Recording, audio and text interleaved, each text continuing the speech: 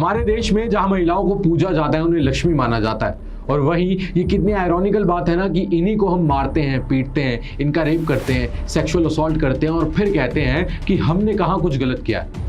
ऐसे कई केस हमारे सामने हर दूसरे दिन आते रहते हैं। अब तो ऐसा हो गया है कि हम पढ़ते हैं, सुनते हैं और अगले ही पल भूल जाते हैं। ऐसा ही एक केस 30 मई को दिल्ली के हर्ष विहार इलाके से सामने आया, जब वहां की एक मस्जिद में 12 साल की छोटी बच्ची का एक मौलाना ने रेप किया। और जब पुलिस वहां पहुंची तो लोग वहां पर हंगामा कर रहे थे। जब लोगों से पूछताछ हुई तो कोई भी उस मौलाना को नहीं जानता था और ना ही किसी के पास उसकी तस्वीर थी।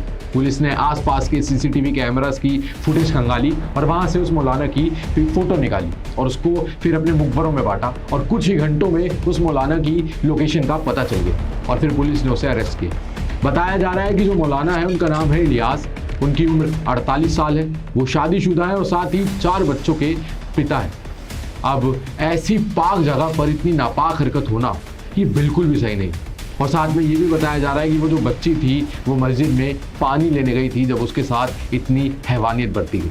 आपको बता दूं कि 2 जून को भी एक ऐसा ही केस सामने आया जब महाराष्ट्र में एक आर्मी के जवान जो कि ड्रंक थे, उन्होंने चलती ट्रेन में एक छोटी 8 साल की बच्ची को सेक्सुअल असॉल्ट किया और साथ ही चलती ट्रेन से उसे फेंक दिया। ऐसे लोग जिनकी हम इज्जत करते हैं, जिनकी रिस्पेक्ट करते हैं, ऐसी जगह जिसको पूजा जाता है, वहां पर इतनी घटिया हरकत होना, इतनी नीच हरकत होना ये बिल्कुल भी सही नहीं। और इन कुछ लोगों की वजह से पूरी की पूरी कम्युनिटी बदनाम होती है, पूरी की पूरी सोसाइटी बदनाम होती है। और सिर्फ ये एक केस नहीं है, ऐसा ही एक केस 27 मई को मध्य प्रदेश के छतरपुर विलेज से सामने आया, जिसमें एक 32 साल के दलित व्यक्ति ने एक परिवार के घर का पेड़ काटने से मना कर दिया क्योंकि उसकी तबीयत खराब थी।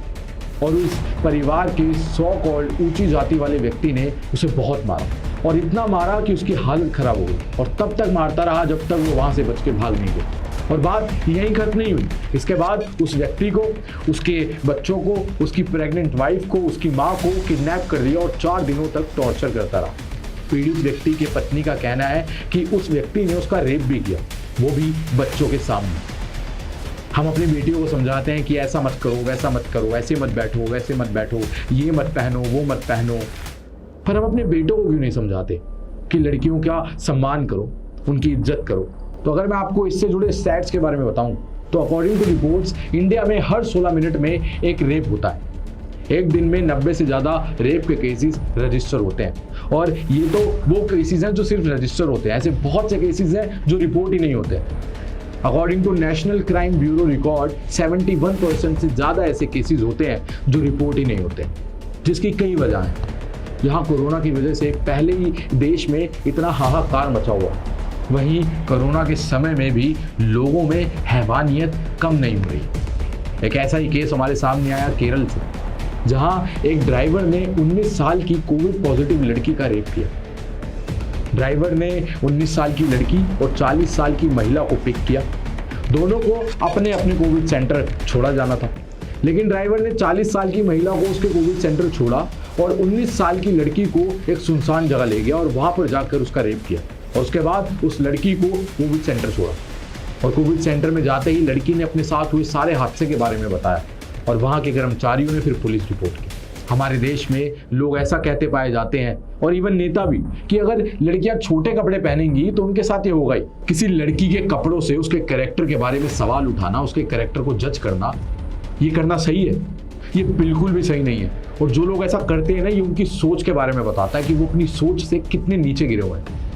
हमें ये किसने पावर दी, या हम होते कौन है ऐसा किसी के बारे में करने वाले, या किसी के कैरेक्टर को जज करने वाले?